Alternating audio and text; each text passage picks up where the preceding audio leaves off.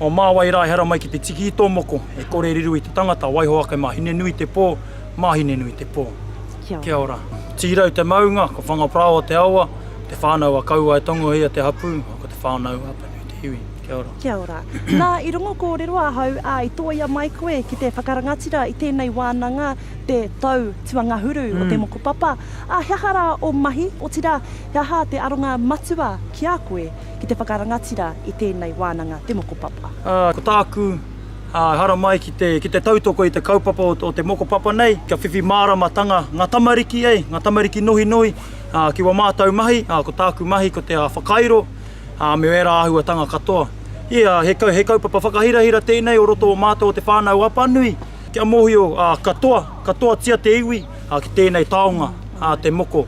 Me ngā toi Māori katoa o te Māori. Kei te haere tonu a ngā ahuatanga katoa, ko te paku mārama o te tangata, ki tēnei taonga. Me whai tūranga au roto e te ao, kia whiwhi moko. Mera ahuatanga katoa, he toto Māori koe, ka whai koe tō moko.